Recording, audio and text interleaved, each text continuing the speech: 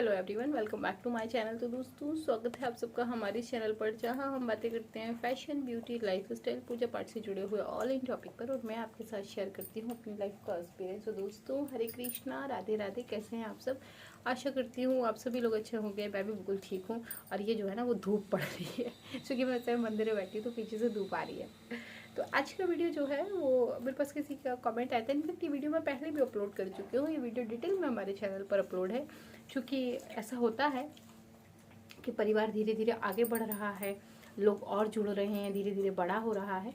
तो एक तो ये प्रॉब्लम है, जो लोग नए आते हैं उनके फ्रिक्वेंटली क्वेश्चन होते हैं और उनको ये रहता है कि फ़ौरन हमारे सवाल का जवाब दिया जाए। अच्छा, वीडियो भी इतनी हो गई है कि अब हर वीडियो को पर्सनली जो है वो देख पाना बहुत मुश्किल है। चूँकि 2000 प्लस मुझे लगता है वीडियो लगभग लगभग हमारे चैनल पर हैं। तो थोड़ा सा मुश्किल तो है। ये वीडियो वैसे अपलोड है और उसको मैंने बहुत डिटेल में बनाया है। अगर आप उसको भी एक बार देख लेंगे ना तो आपके सभी कन्फ्यूज़न क्लियर हो जाएंगे। तो एक बहुत बड़ा कमेंट था कि दीदी, क्या महिलाएं श्री शालिग्राम जी के विग्रह का पूजन कर सकती हैं? महिलाएं शालिग्राम का पूजन कर सकती हैं या नहीं कर सकती हैं? महिलाओं गृहस्थ आश्रम में हैं, क्या वो शालिग्राम जी को घर में रख सकती हैं या नहीं रख सकती हैं? इस तरीके के सवाल थे। साथ में एक सवाल ये भी था कि क्या शालिग्राम जी को हम दुकान से खरीद सकते हैं? हमने सुना है कि शालिग्राम जी हमें कहीं नदी से मिले तो बहुत अच्छे होते हैं। देखिए,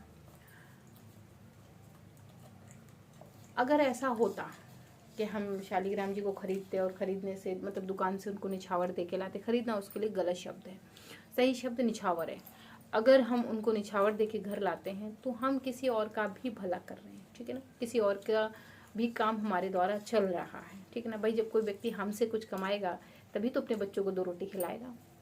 सबसे पहला तो भला उसमें यही है। दूसरा चीज़ ये कि मानव जाति की इतनी क्षमता नहीं है कि भगवान को खरीद सके, है ना।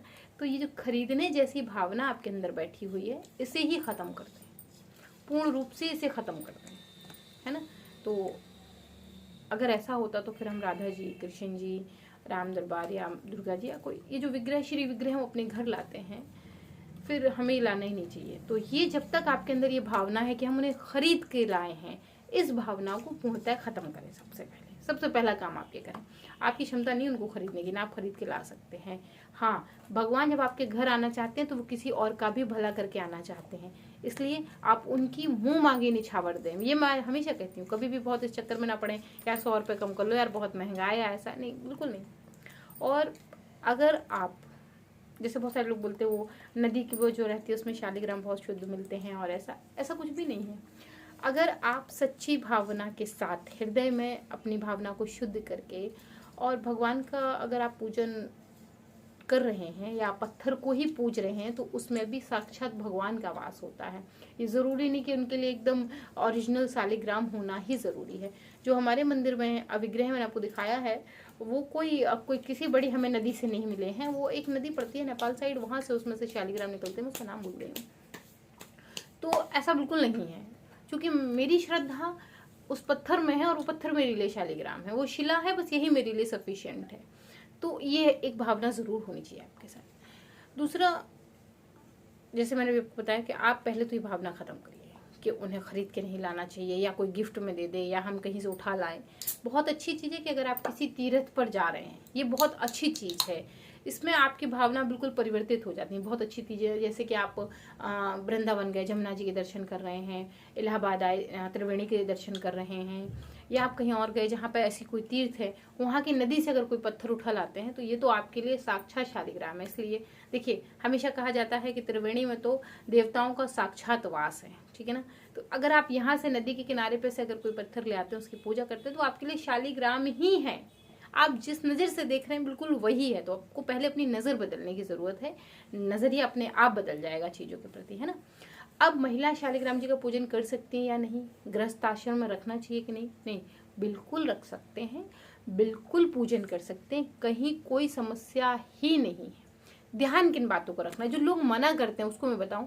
कुछ लोग मतलब ये एक कहीं दिमागी बीमारी है या क्या मैं कहूँ, मैं उसके लिए सीधा सा शब्द ये है कि वो यूट्यूब का फैलाया हुआ एक रायता है। कुछ लोगों को ऐसा लगता है कि नहीं जो हमें जो है वो, जैसे कि मेरे पास किसी को कमेंट आता है कि दीदी आपने कहा है पीरियड में हमें भगवान जी को नहीं छूना चाहिए, तो हमारे लड्डू गोपाल तो भूखे बैठे रहते हैं, बिना स्नान के बैठे रहते हैं, बिना खाए पिए बैठे रहते हैं, तो ये तो मुझे अच्छा नहीं लगता, मैं तो पीरियड में भी पूजा करती हूँ। तो आप भले अपने मन के लिए करिए, लेकिन ये सही नहीं है का मतलब ये सही नहीं है। आप कोई भी ग्रंथ उठा के पढ़ लीजिए, कोई भी शास्त्र पढ़ लीजिए, और आप मुझे बताइए क्या एक मनुष्य से भोजन अगर ईश्वर को नहीं मिलेगा तो क्या भगवान भूखे रहेंगे? आपको ऐसा लगता है? सीरियसली ऐसा है। लड्डू गोपाल का एक विग्रह आपने अपने घर में रखा हुआ है, आपको लगता है ये आपके ईश्वर है, ईश्वर भी मानता है कि आप उसके भक्त हैं, लेकिन ईश्वर आपकी भावनाओं को तो हर स्थिति में समझ रहे होते हैं। और जब हम ये मान लेते हैं कि नहीं ईश्वर बहुत व्यापक है, अगर हम उन्हें सीमित मात्रा में ना करें, देखिए होता क्या, दो सीधी सी बात को समझाऊं, हम पर निर्भर करता है कि हम मोबाइल के मालिक बनना चाहते हैं या मोबाइल कंपनी के मालिक बनना चाहते हैं। मोबाइल के मालिक बनना चाहेंगे तो उसको छोटा कर लेंगे, और कंपनी के मालिक चाहेंगे तो अपनी सोच को बड़ा करेंगे। जैसे कि हमारी अगर ये सोच है कि लड्डू गोपाल है, हमारे घर में बैठे हुए हैं, हम इन्हें खाना देंगे तो ही ये खाना खाएंगे, हम स्नान कराएंगे तो ही ये स्नान करेंगे, तो अगर हम सांस देंगे तो ही ये सांस लेंगे, तो ये बहुत छोटी सोच है। लेकिन जहाँ ये सोच है कि ईश्वर हमारे ही घर में नहीं, ईश्वर तो इस पूरे संसार में कण-कण में विराजित हैं, जब ये सोच हो जाती है तो ये वाली जो भावना ये अपने आप खत्म हो जाती है ना। तो गृहस्थ आश्रम में अगर आप शालिग्राम जी रखना चाहते हैं, रख रहे हैं, तो शुद्धता का विशेष ध्यान रखें। शुद्धता मतलब जैसे कि अगर पीरियड आया हुआ है तो फिर मंदिर में शालिग्राम जी की शिला को स्पर्श ना करें, शुद्धता का विशेष ध्यान रखें, ठीक है ना। दूसरी बड़ी चीज, जैसे कि कभी कभी ऐसा होता है हम गृहस्थ आश्रम में हैं, पति पत्नी हैं, अगर कभी ऐसा हो जाता है कि हम फिजिकल हो गए, मान लीजिए बुधवार की रात में फिजिकल हुए, गुरुवार को सर धोया नहीं जाता, तो क्या ऐसे में हम शालिग्राम जी को स्पर्श करें? तो इन चीजों से थोड़ा सा हमें बचना चाहिए, बस इतना से ही ध्यान रखना और कुछ नहीं, शुद्धता का विशेष ध्यान रखें। इसके बाद आप शालिग्राम जी को घर में रख सकते हैं, निश्चिंत होकर उनका पूजन कर सकते हैं, कहीं कोई समस्या नहीं। मैं तो कहती जहाँ पे आपने तुलसी जी का गमला लगा रखा है आप उनको वहीं रखिए। जैसे हम तुलसी जी के साथ देखिए बहुत सारी शुद्धता का ध्यान रखते हैं, जैसे कि तुलसी जी को बिना स्नान के नहीं स्पर्श करते। सबसे ज्यादा सुरक्षित और शुद्ध स्नान आपके लिए वही है। जैसे कि हम बिना स्नान किए, हम तो क्या घर में अगर कोई मेहमान भी आता है ना तो वो भी तुलसी जी को स्पर्श करने से डरता है, तो आप शालिग्राम जी को तुलसी जी के साथ ही रखिए। वहां आप बिना स्नान किए नहीं जाएंगे, बिना स्नान किए आप तुलसी जी नहीं छुएंगे तो स्वाभाविक है शालिग्राम जी को भी नहीं छुएंगे, तो आप एक तो इस चीज से बच जाएंगे, ठीक है ना। दूसरी चीज ये कि जहाँ तुलसी जी होती हैं हमें वहीं शालिग्राम जी को स्थापित करना चाहिए। हाँ, कभी मौसम अप डाउन है तो आप अपने घर के मंदिर में भी रख सकते हैं, घर के मंदिर के अंदर रख के उनका स्नान इत्यादि करा के पूजा करके वापस आप उन्हें स्थान पर बैठा दीजिए।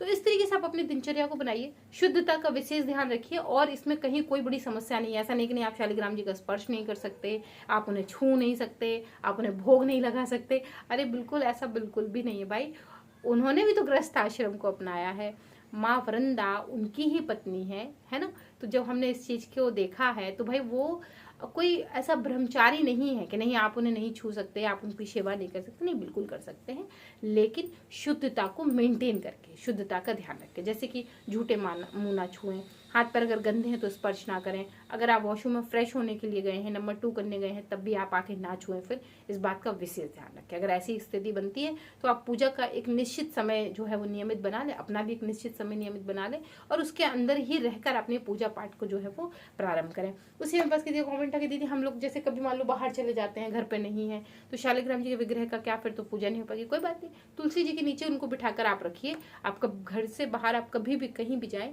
तो शालिग्राम जी का विग्रह तुलसी जी के गमले में ही रखिए। मैया तुलसी उनकी सेवा सदैव करती है, ठीक है ना।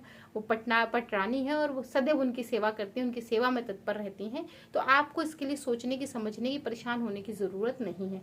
किसी का बस कमेंट आया था दीदी जैसे हम लड्डू गोपाल को लेके जाते हैं डलिया में बिठा के, क्या हम शालिग्राम जी को भी ले जा सकते हैं? नहीं, ऐसा ना करें, आप उतनी शुद्धता मेंटेन कर ही नहीं पाएंगे। तो मैं इसकी सलाह आपको नहीं दूंगी, बगैर कि आपकी अपनी इच्छा है, आपकी स्वयं की जो मर्जी है, आप अपनी मर्जी से जो करना चाहें वो बात अलग है। तो दोस्तों मैं आशा करती हूँ वीडियो आपको पसंद आई होगी। मेक श्योर अगर ये वीडियो पसंद आई है तो चैनल को अगर पहली बार देख रहे हैं भाई तो सब्सक्राइब जरूर करें, वीडियो को लाइक करें, पसंद अगर वीडियो आई है तो लोगों के साथ शेयर भी करें, इससे लोगों को भी नॉलेज मिलेगी। आप मुझे इंस्टा पर भी ज्वाइन कर सकते हैं, वहाँ मैं लेटेस्ट वीडियो के अपडेट आपके साथ शेयर करती रहती हूँ। समय समय पर कोई जानकारी मुझे होती है तो मैं वहाँ साझा करती रहती हूँ। आप सभी लोगों के बहुत सारे सवाल होते हैं जिनके क्विकली आपको जवाब चाहिए होते हैं, तो वो मैं वहाँ पर जरूर देती हूँ। कमेंट बॉक्स में कभी कभी मान लीजिए नहीं हो पाया, लेकिन मैं वहाँ प्रयास करती हूँ कि जो है आपके रिप्लाई हो जाए। बकाया कि हमारा एक नया चैनल है नखरीली शिवा, होगा आप उसे भी ज्वाइन कर सकते हैं। वहाँ पे मैं छोटे छोटे शॉर्ट्स वीडियो अपलोड करती हूँ भगवान जी से रिलेटेड, तो उसमें आपको भगवान जी के दर्शन हो जाते हैं, दैनिक दर्शन हो जाते हैं। तो इस तरीके से आप जो है वो ऑल ओवर आप अपडेटेड बने रहते हैं। तो दोस्तों ये वीडियो कैसा लगा या कोई सुझाव आपके हैं तो हमें कॉमेंट बॉक्स के जरिए बता सकते हैं। मैं मिलती हूँ एक और नई वीडियो के साथ, तब तक के लिए Hare Krishna, Radhe Radhe and bye bye.